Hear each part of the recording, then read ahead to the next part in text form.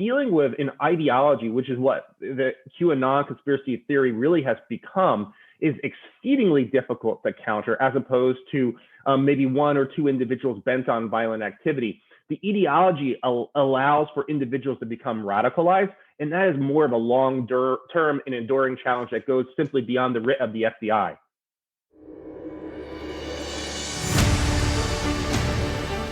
Hi everyone, and welcome to this edition of Backstory. I'm Dana Lewis in London. QAnon. I first broadcast an in-depth story on QAnon back in July of 2020. And I can tell you I really didn't understand that much about the group until those interviews. And since then, a couple of QAnon members were elected to Congress. It became front and center in the storming of the Capitol. QAnon members believe in some cabal of Satan worshippers existing in the Democratic Party, torturing and murdering children. It's a bizarre cult, wacky, dangerous. In March, QAnon prophesized Trump would come back to the White House and be president. With the passing of March 4th, a highly anticipated date for followers of the QAnon conspiracy theory, some remain characteristically delusional. They will adjust their conspiracy theories to some other date now, much like the guy who holds a poster on the street corner saying the end is nigh, and he always changes the date. But QAnon includes in its roster of the loony policemen and soldiers and politicians, and that's just scary. On this backstory, QAnon, and does this international cult fall apart with Trump as its spiritual leader, or does it marry into evangelical religious followers who see parallels in their beliefs and QAnon's end-of-days prophecies? In the summer, long before the Capitol insurrection, I interviewed Jason Blazakis from the Soufan Center, who largely predicted violence from QAnon, but probably not on that scale. And now Jason joins us again. Hi, Jason. How are you? Hey, Dana, great to be on the program again. I am doing well. Hope you are doing well as well. Thank you so much. And you also teach at Middlebury Institute, you teach terrorism. Is QAnon an extension of that course, or is that morphing more into kind of the radical right in America? So I teach a course on Introduction to Terrorism, and there is a module in that course on cults where we discuss groups like Shariqio and the Mujahideen cult. But of course, in that class, we are talking also about QAnon in the context of cults and terrorism. And in the course I'm developing for the Middlebury Institute, in fact, for the fall, there'll be a module related to cults in the American radical right, of which, of course, QAnon is very well postured, unfortunately. And we'll be talking a lot about QAnon in that class, too. I don't like to quote Fox News too much, but I know one of their evening program hosts has called QAnon followers gentle patriots waving flags. It was Tucker Carlson. I mean, do you think he's living on another planet, or is grouping QAnon in a category of terrorism too harsh? I don't think it's too harsh. I most certainly would disagree with Tucker Carlson's assessment that, all QAnon adherents are gentle patriots. I think we saw firsthand on the 6th of January that there are quite a few QAnon adherents who are anything but gentle. Ashley Babbitt stormed the Capitol. Of course, she was killed, but she was a QAnon follower, as was the QAnon shaman. In that individual had a spear in the Capitol, and he's behind bars. So there are quite a few individuals within QAnon who've carried out violence even before the 6th of January. And it is an extremist ideology. There's no two ways about it. And because it's an extremist ideology, I think it's a disservice to call these individuals just simply gentle patriots. I would, characterize the events of January 6th like Christopher Wray did, the director of the FBI. He called it an act of domestic terrorism. So there were certainly then, thus, individuals within QAnon who stormed the Capitol, who I think we should consider as domestic terrorists. So we can't let them off like that in the way Tucker Carlson described them. Is there a link between white supremacists, some of the dangerous white supremacists, and QAnon? Are there links there? There is. If you examine the Q drops from the so-called Q, who nobody knows exactly who Q is still to this day, but the individual purports to have a military level clearance and is inside the US government working on defense intelligence issues. In Q's early messages, very early on, he took a very anti-Semitic approach to discussing the so-called deep state being funded by the Rothschilds and the Soroses of the world. So there is an inherent anti-Semitism within the QAnon movement that makes me really uncomfortable. And in that sense, there are some analogies that you can draw between some of the more hardcore white supremacists and their ideology, as well as the QAnon theories that some subscribe to. That's not to say that all QAnon, adherents are certainly white supremacists. They are. They're a very diverse set of individuals. But some of those underlying theories of QAnon are anti-Semitic, and people need to understand that. Is the QAnon that we talked about in the summer, a bizarre far-right conspiracy group that, thinks that the Democrats are holding children hostages and drinking the blood of children, and it's really almost I shake my head every time I go through this stuff. But have they evolved from what they were in the summer to where we are now in terms of the QAnon that is rooted in America? So QAnon has undergone a shock to the system. Many of the adherents thought on January 20th, the United States military was going to encircle President Biden and all his associates and take them out. And that didn't happen. President Biden was sworn in and he's running the government. And that led for many members to a situation where they had this cognitive dissonance where what they believed was illustrated to be patently false. So you had some individuals. But then again on March 4th, what was it? Yes, March 4th, exactly. There was another conspiracy theory that President Trump was going to be sworn in on the 4th of March, dating back to some bizarre convoluted scheme dating back to 1871, where the United States became a corporation instead of a country, and that on March 4th, the United States would become a country again led by Donald Trump, who would become If you told me that on March 3rd, lawmakers would sit longer to pass legislation so that they weren't going to be in Congress on the 4th, and that they would essentially, some of them leave Washington on the 4th, I'd say, come on, Jason. And that's exactly what happened. It was, because there was also credible warnings by the U.S. law enforcement community that there were individuals who were trying to take advantage of that date of March 4th to carry out potentially attack against the United States Congress. And because of that, congressional deliberations were stalled. So people took that date seriously in law enforcement because they learned from the 6th of January that there are individuals who really are bent on destroying democracy in the United States. And some of those individuals inevitably are still part of the QAnon community. I said there are some individuals who certainly have walked away because they see that there have been just nothing but false prophecies associated with Q's messages. But there are those people, and I wrote an article recently in the Los Angeles Times, who are doubling down. And those are the most ardent supporters within cults.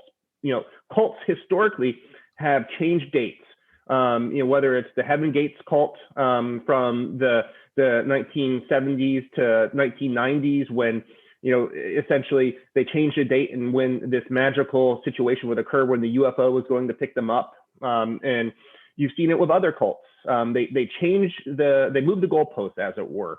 In QAnon, the individuals who stay within the movement are moving those goalposts to conform with their own worldviews. So that makes them really dangerous, those that remain behind.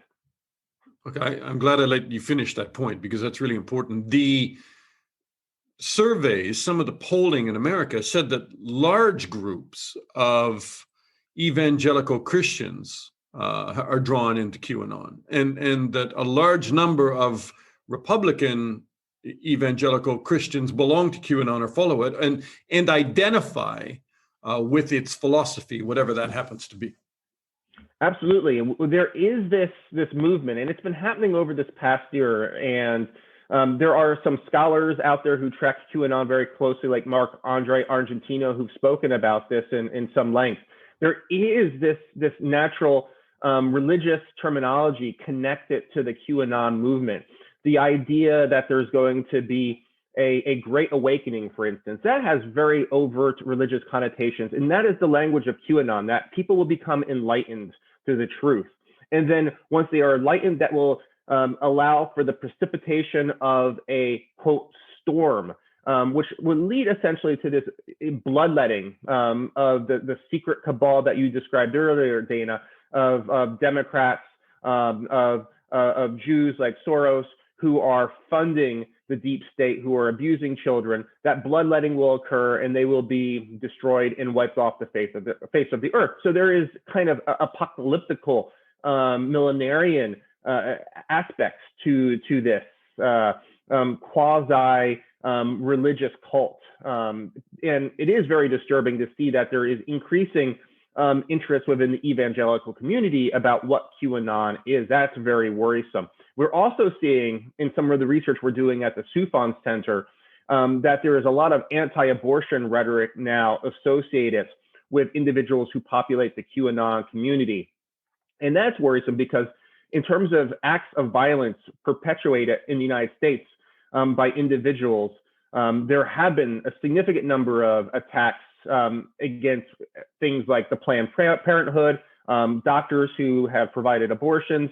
So I do worry that there could be a QAnon follower who is now avidly drinking up some of these anti-abortion related conspiracies who could do real world harm.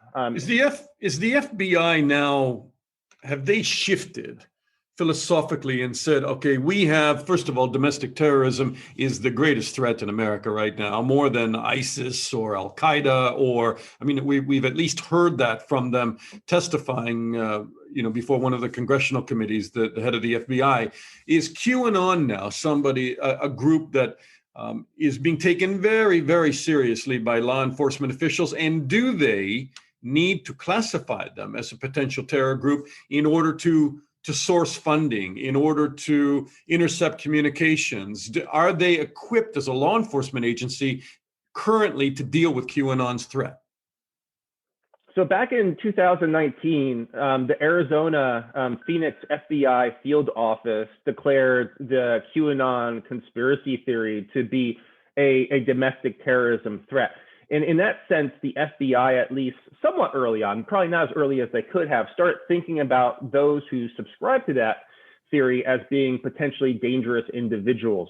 And then you fast forward in time to January 6th, I think the writing became very clearly on the wall. We know a couple of very specific cases of QAnon supporters who were part of that insurrection. But if you look at the symbols of the day, you saw a lot of QAnon shirts, QAnon regalia, even of individuals who did not go into the Capitol building, who still protested, which was their right to protest, right? But once you cross that breach the barrier, that's another story. Is the FBI well postured to deal with QAnon and just domestic terrorism writ large? FBI Director Christopher Wray testified, I think it was last week. I think it was the week of the 1st of March 2nd, in that time period. And he said in 2 years, there's been more than 100% growth in domestic terrorism investigations, from 850 in 2019 to 2,000 in 2021. I imagine of that subset, there are most certainly QAnon-related investigations that are ongoing with the FBI. But with such an explosion of cases, I do worry that the FBI may not have all the resources and FBI agents they could use to tackle this threat. And I think Christopher Wray said as much. So I don't think they're as well postured as they could be. And I think dealing with an ideology, which is what the QAnon conspiracy theory really has become, is exceedingly difficult to counter, as opposed to maybe one or two individuals bent on violent activity. The ideology allows for individuals to become radicalized, And that is more of a long-term and enduring challenge that goes simply beyond the writ of the FBI. When you look at what former President Trump said about QAnon, back in August, he said, I've heard these people just love our country.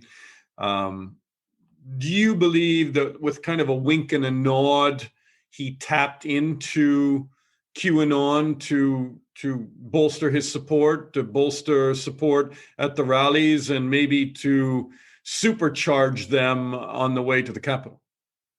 Unfortunately, I do think either witting or unwittingly, it's hard to know, President Trump certainly used buzzwords over a long period of time that motivated individuals within the QAnon community.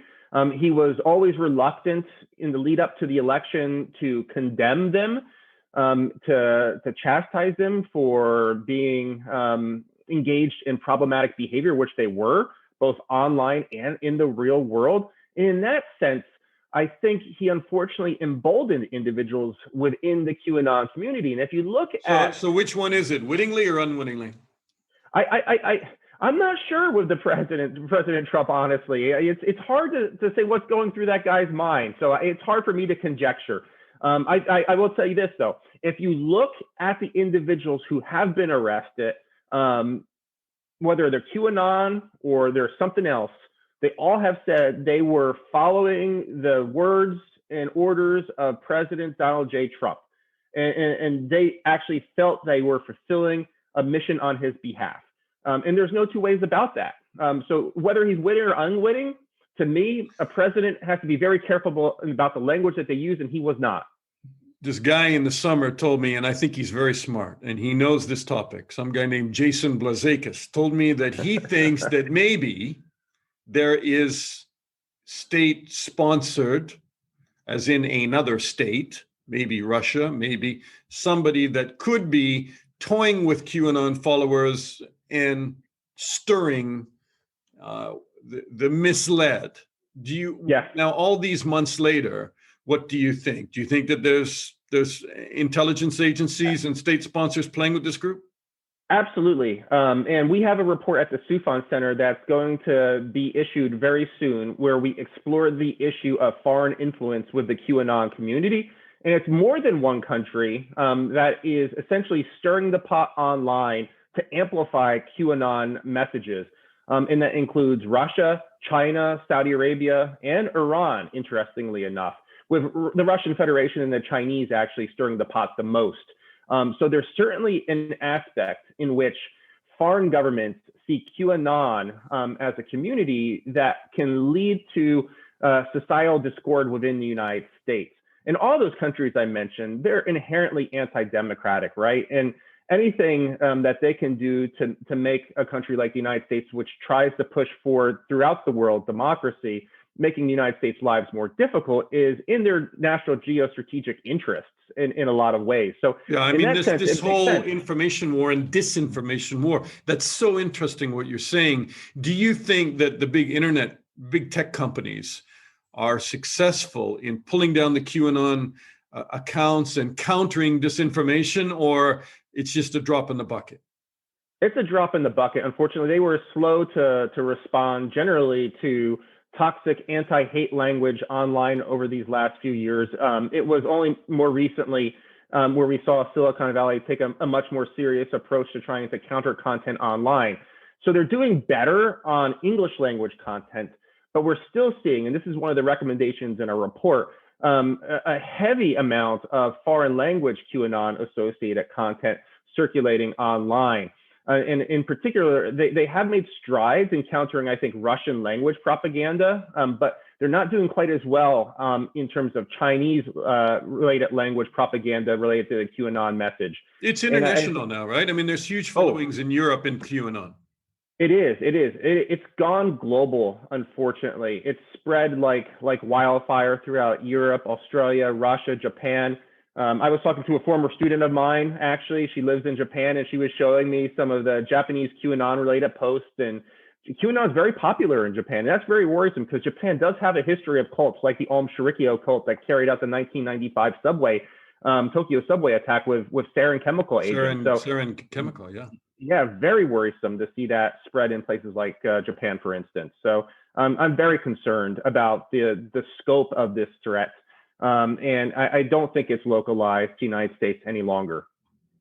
And what is the next chapter in this, Jason, before I let you go? And I appreciate your time. Do you think that, Biden's approach to white supremacy, to the radical right, which includes QAnon in America, has generally just to take the rhetoric down, stay off social media, just deal with, try to become a more normal administration than the Trump administration was, and just try to turn off the hot switch. Is that's not going to deal with this completely, though?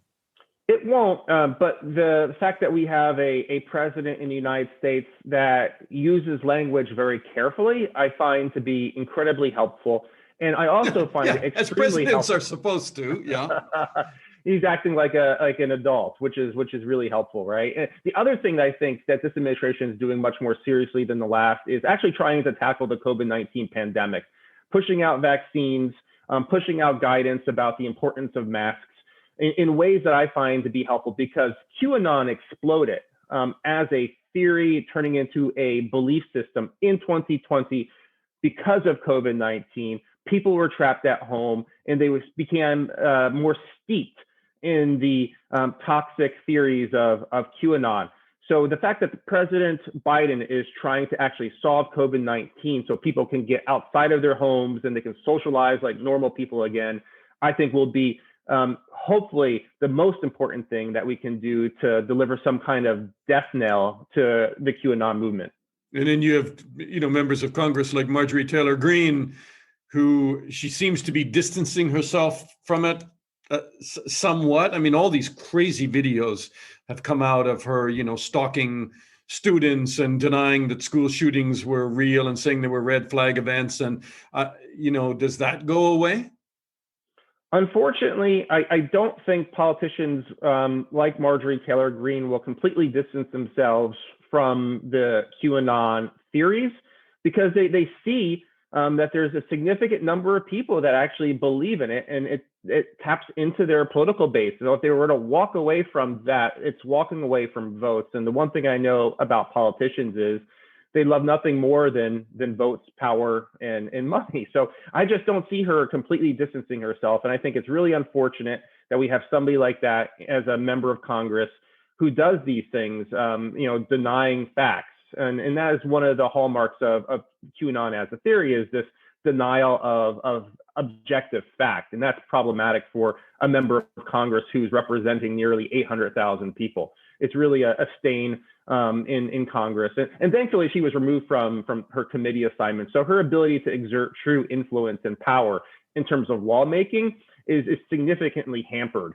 And I think that was the appropriate action by Congress. Just when Congress took action against Representative Stephen King from Iowa, who was essentially touting white supremacist ideology, he had those committees that he was on ripped out from his hands. And the same thing has happened to Marjorie Taylor Greene. And I think that shows that we're considering conspiracy theories and truth denial associated with the QAnon movement along the same lines of toxic white supremacy related material and content.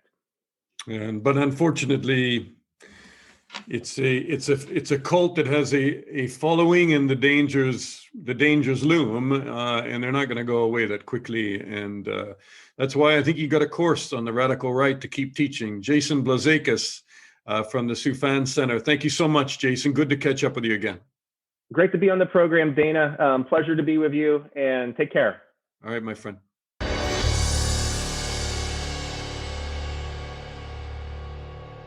Samantha North is the director of North Cyber Research, and she specializes in countering disinformation and joins us from Lisbon, Portugal. Hi, Samantha. Hi there. It's good to be here. Thank you very much for having me on. What does North Cyber Research do exactly? Because, countering disinformation sounds like a pretty big portfolio. Yes, it can be. Primarily election security, so helping some of the social media platforms, for example, to kind of police their territory for signs of disinformation and coordinated inauthentic behavior. That's probably my primary focus. And then I can do similar things for assorted other clients as well. So when you talk about QAnon and disinformation, what concerns you most about what you've seen? Well, where to start? It's a huge topic, and this year really we've seen it kind of come off the rails and explode into real life with the Capitol attack in Washington, DC. I think what really concerns me is kind of looking at it from a long-term perspective. There's this tribalism now running deep in the US and in the UK to a certain extent, because QAnon has become a borderless conspiracy theory. But with this kind of tribal attitude and this polarization, it can make it very challenging for societies to cooperate on matters that affect everyone. And a good case in point would be the pandemic. So one thing with that, I mean, when it comes to vaccines, for instance, precisely. Part of the disinformation campaign, I don't know if that ties into QAnon, does it? About, the anti-vaxxers as well? Anti-vaxxer themes do overlap with QAnon, absolutely. It's a very wide-ranging conspiracy theory, and it puts its tentacles into many different areas. So, What's the QAnon theory on vaccines? Oh, well, Bill Gates is a key figure in that. He is the evil conspirer who is using the pandemic and the vaccines as a reason to have us all microchipped via the vaccine so that we can then be tracked anywhere we go. That's probably the one that springs to mind. So when they talk about kind of the things that I'm familiar with, where, they've widely publicized this notion that Democrats, drink the blood of murdered children, and then it progressed into an election theft, and that maybe Trump is Q. Are those kind of the building blocks of, what a lot of people think is a cult? A cult, well, yeah, it has some features of cults, and a lot of people seem to be very brainwashed. For example, I did some research on YouTube earlier on in 2020, and ordinary people are creating 2-hour-long YouTube videos dissecting every aspect of Q's latest message, and with a real sort of frenzy in their demeanor, in their eyes. They really believe this stuff. So I guess in that sense, its way of brainwashing people is akin to a cult. Yeah.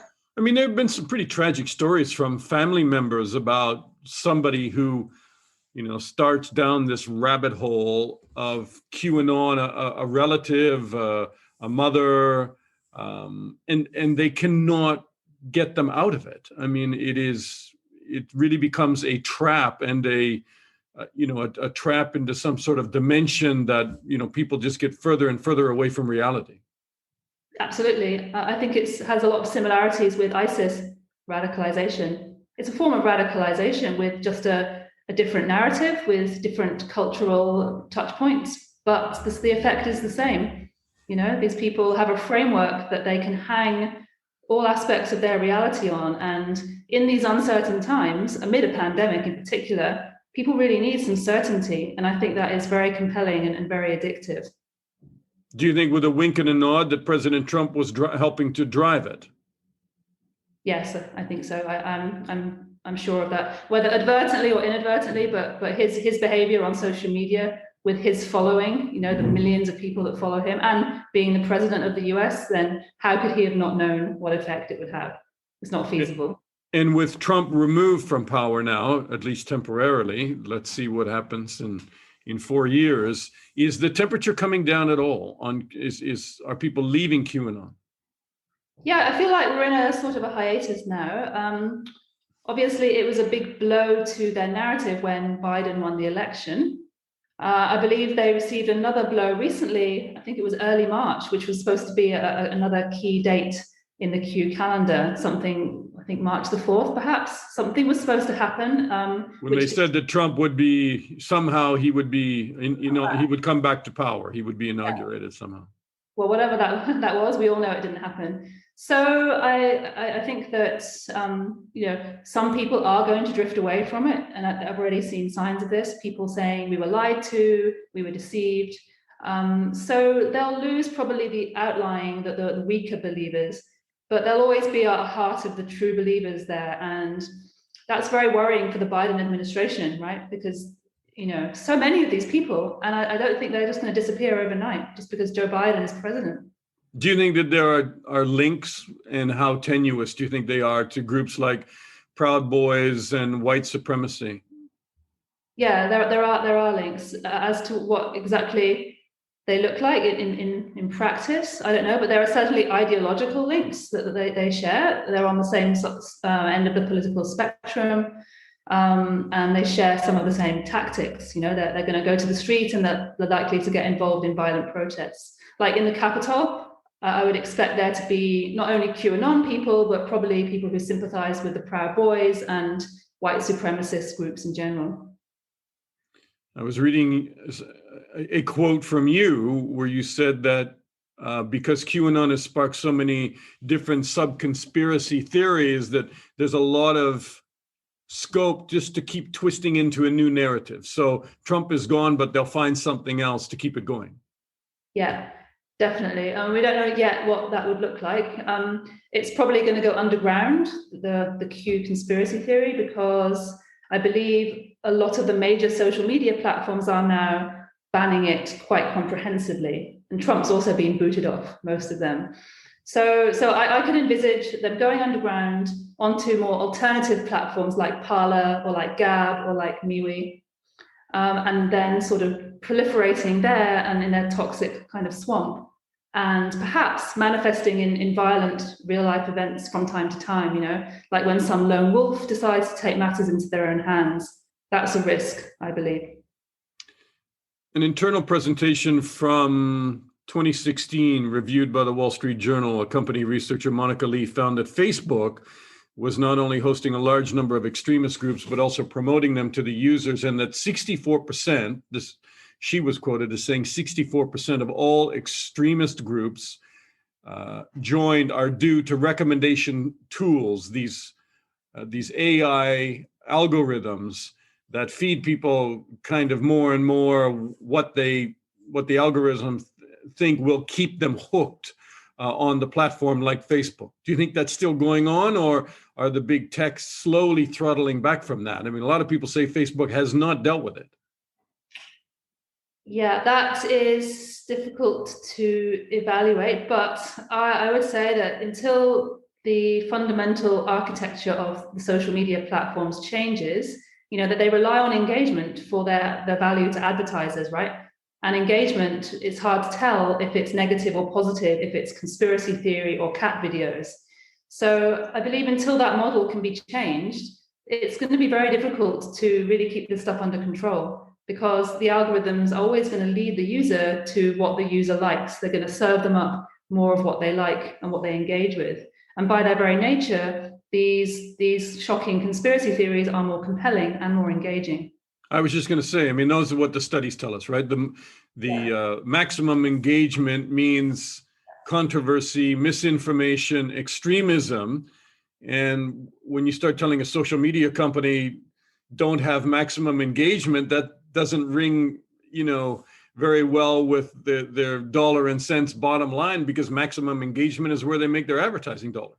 Exactly. And there was an article out just a few days ago, I think Technology Review or some such, maybe you saw it. It was a deep dive into what's going on behind the scenes at Facebook and the kind of discussions that they have when they try to tackle these problems. And that really, it supported what you said and what I think is the case. They don't want to cut engagement because they need it. So how do you fight disinformation? I mean, I've led you through a lot of the disinformation that you're well aware of. Yeah. Is there a way that we begin to dismantle this? Because if we don't, we are seeing everything from the subversion of democracy to the sparking of insurgencies and storming of democratic capitals, to civil war, to violent extreme movements and extremists, both in the United States and around the world. I mean, this is an international issue now. Yeah, it's sobering, really, the extent to which, and the way you describe it, you put it perfectly. I like to think that there's a way to go back to the public and to the users, and perhaps not just media literacy, although that's also important, but kind of educating people about the psychological side of how they engage with these things on social media. Like disinformation and inauthentic behavior are deliberately designed to trigger certain biases in the minds of humans. And most people don't really know this. So, for example, I can give you an example here. I don't know if you've ever been drawn into a trolling argument on social media. I know I have. When the person just wants to keep arguing and arguing with you, right? And it seems like they just don't want to stop. I have regrettably gotten into a few counterpunches and thought, why why on earth did I ever engage in the first place? Precisely, and me too, many times. I mean, I've had to consciously hold myself back. But I think, in that situation, we get so kind of focused on beating the opponent, on telling them our point of view, that we, I think, are more likely to, we're more susceptible to disinformation in those moments. Perhaps we'll share an article with them to prove our point, to drive our point home. Perhaps that article, we won't take the time to critically assess it because we're so keen on getting one up on the enemy. And that's a kind of tribalism as well. I think this us versus them. In my research on Brexit, from part of my doctoral research, I looked into how Brexit supporters and Remain supporters go at one another on social media and how tribal they are. And that opens people up to this kind of toxic content. So the psychological biases are critical, and I would like to see more focus on understanding those and on finding ways to somehow integrate that into policy and educating the users themselves. Are there parallels with Britain leaving the European Union? The campaign that the Leavers, the pro-Brexit camp, pushed out on the sides of buses and elsewhere. Are there parallels with what's happened with QAnon in terms of disinformation and how they hooked into people?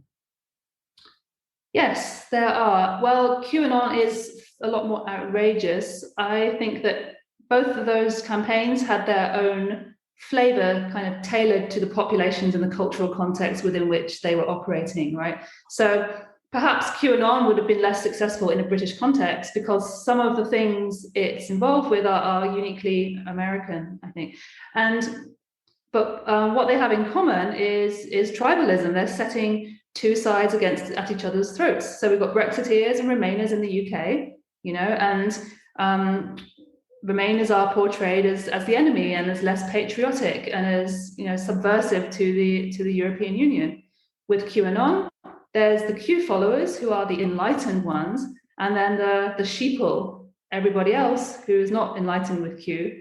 And Q is going to fight this big enemy, these pedophile cabals from Hollywood elites. So I think there's all a lot of group identity theory at work there. And it's very interesting how that seems to really be a feature of every disinformation campaign I've ever seen. There's always an us versus them component. And fear that, your borders are being swarmed by immigrants, or you're losing control of your justice system, your independence. They're giving away the country. Absolutely. Yeah. Fear is a powerful trigger, and for centuries, really, dictators and populist leaders have leveraged fear, and it's nothing new to use that tactic. But it always works.